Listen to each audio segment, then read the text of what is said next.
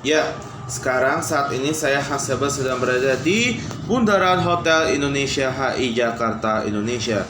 Nah, setelah kita membahas tadi soal tentang sejarah Tugu Monumen Selamat Datang di Bundaran Hotel Indonesia HI Jakarta, Indonesia yang menjadi salah satu monumen paling ikonik dan juga paling bersejarah di wilayah ibu kota negara Jakarta, Indonesia tercinta. Nah, kali ini aku akan ajak Anda untuk membahas Hotel Indonesia yang juga sejumlah gedung-gedung pencakar langit yang ada di sekitar kawasan bundaran Hotel Indonesia HI Indonesia loh. Nah, ingin tahu kisahnya? Yuk ikuti perjalanan saya. Nah, yang pertama adalah Hotel Indonesia adalah hotel bintang 5 pertama yang dibangun di Jakarta, Indonesia loh. Hotel ini diresmikan pada tanggal 5 Agustus 1962 oleh Presiden RI pertama saat itu, Soekarno, untuk menyambut Asian Games keempat di Jakarta tahun 1962. Bangunan Hotel Indonesia ini dirancang khusus oleh arsitek handal dan legenda kala itu, Abel Sorensen dan istrinya Wendy, asal Amerika Serikat. Menempati lahan seluas 25.082 meter persegi, hotel ini mempunyai slogan A Dramatic Symbol of Free Nation Working Together.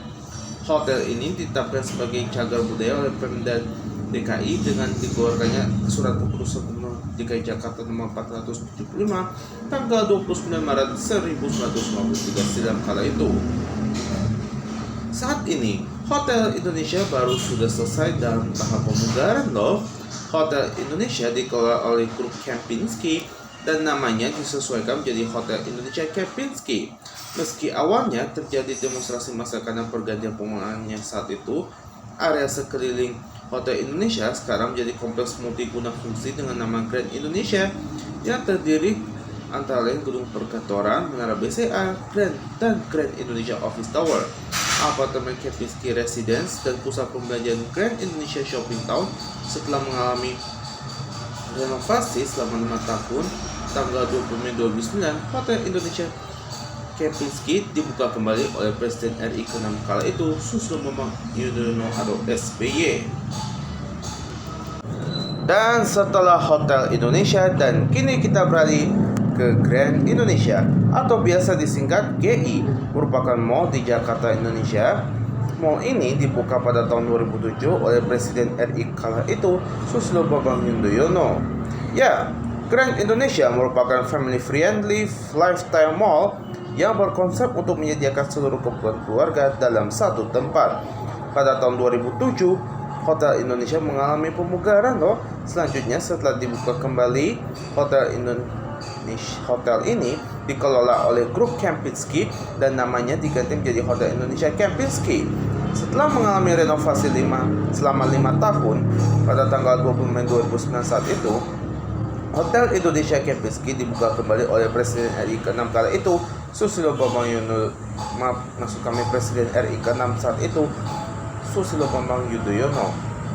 Area sekeliling Hotel Indonesia juga dikembangkan menjadi kompleks multiguna fungsi dengan nama Grand Indonesia yang terdiri dengan gedung perkantoran, menara BCA, apartemen Kempinski Residence, dan pusat pembelanjaan Grand Indonesia. Grand Indonesia terdiri dari 3 bagian loh, antara lain East Mall, West Mall, dan sebuah skybridge yang menghubungkan kedua bagian tersebut. Skybridge tersedia di lantai 1, 2, 3, 3A, dan 5.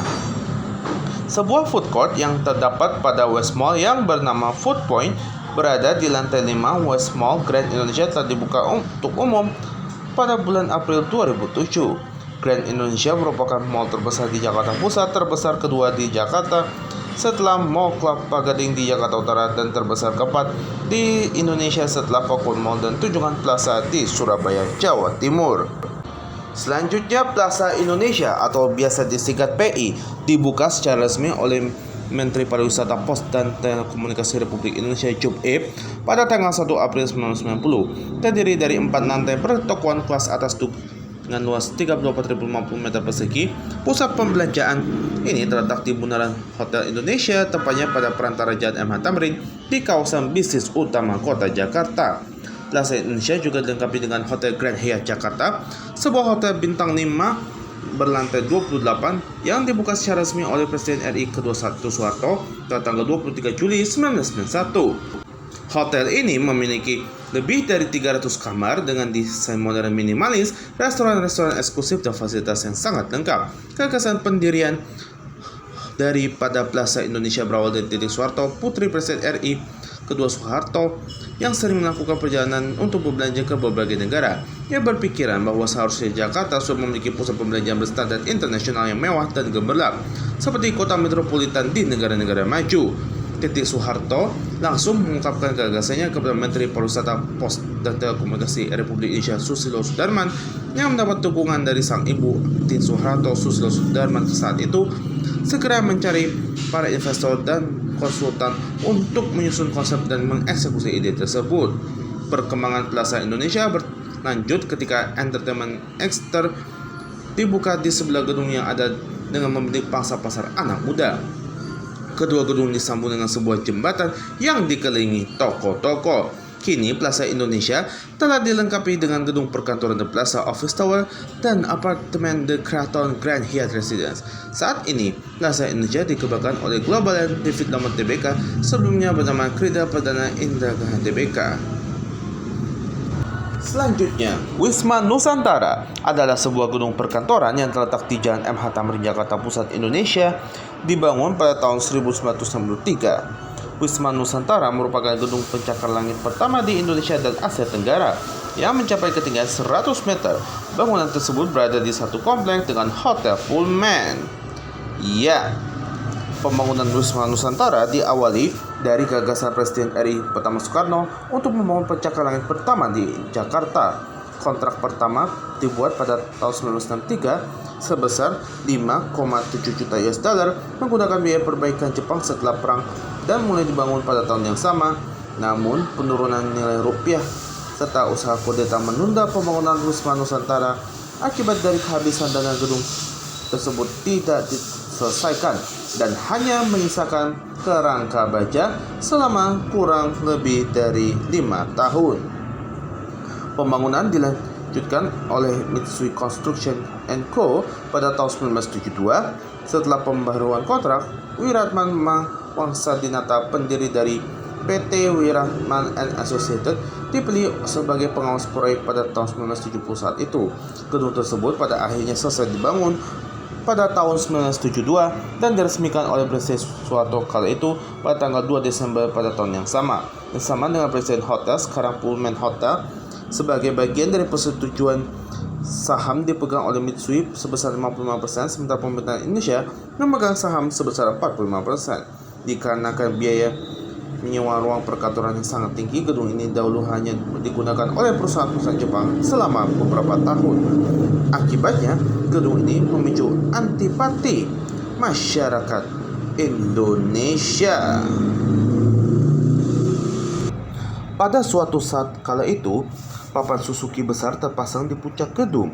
Sebuah film Indonesia yang disutradarai oleh Sumajaya, yaitu Budak Nafsu, pada tahun 1984 menampilkan seorang adegan wanita muda yang diperkosa dan dijadikan selera bagi Jepang pada masa perang serta kehilangan gairah hidup kala itu. Berjalan di Jakarta serta dikelilingi oleh papan-papan neon perusahaan-perusahaan Jepang di Jalan MH Tamrin, yang dengan jelas menunjukkan sikap sentimen terhadap Jepang di Indonesia pada saat itu. Renovasi besar-besaran pertama dilakukan pada tahun 1990 oleh JICA. Jembatan penghubung antara gedung perkantoran Wisma Nusantara dengan hotel saat itu bernama Nikko Hotel pada tahun 2002 silam. Tahun 2003, Nikko Hotel diperluas dengan penambahan berupa menara berlantai 11 yang menyediakan kamar-kamar mewah di sebelah utama kompleks Wisma Nusantara. Menara hotel ini dibangun oleh Kenjo Tank International pada tahun 2005. Gedung aneks selesai dibangun untuk mengakomodasi parkir. Wisma Nusantara dianggap sebagai gedung pencakar langit pertama di Indonesia dan Asia Tenggara yang mencapai ketinggian di atas 100 meter. Gedung ini merupakan prototipe gedung tahan gempa generasi kedua bagi pencakar langit di Jepang. Dengan baja berkualitas tinggi yang diimpor dari Jepang, digunakan sebagai penyangga utama dari gedung Wisma Nusantara, menggunakan pondasi sumuran untuk menjaga gedung tetap stabil saat terjadinya gempa bumi. Iya, Setelah kita tadi membahas berbagai gedung pencakar langit yang ada di wilayah kawasan Bundaran HI Jakarta Indonesia, setelah Plaza Indonesia, Grand Indonesia, dan juga Hotel Indonesia Wisma Nusantara, dan yang terakhir adalah Mandarin Oriental Hotel Jakarta Indonesia yang juga merupakan salah satu hotel berbintang 5 terbaik di wilayah Indonesia dan juga Asia Tenggara. Ternyata Hotel Mandarin Oriental Jakarta Indonesia merupakan bagian daripada Mandarin Oriental Hotel Group loh, atau MOHG. Sebuah anggota Jardine Matheson Group merupakan sebuah kelompok manajemen dan investasi akomodasi internasional yang mengembangkan hotel, resort, dan perumahan mewah di Asia, Eropa, dan Amerika. Grup perusahaan ini banyak diberi penghargaan atas mutu layanan dan manajemen yang sangat baik loh, dilengkapi dengan fasilitas spa dan restoran yang ditemukan dalam hotel dan resortnya. Dan saat ini pula Mandarin Hotel Jakarta Indonesia, atau yang kita dikenal sebagai salah satu hotel berbintang 5 terbaik Indonesia, saat ini jadi salah satu hotel favorit di wilayah Jakarta Indonesia loh. Nah, ini cocok banget nih.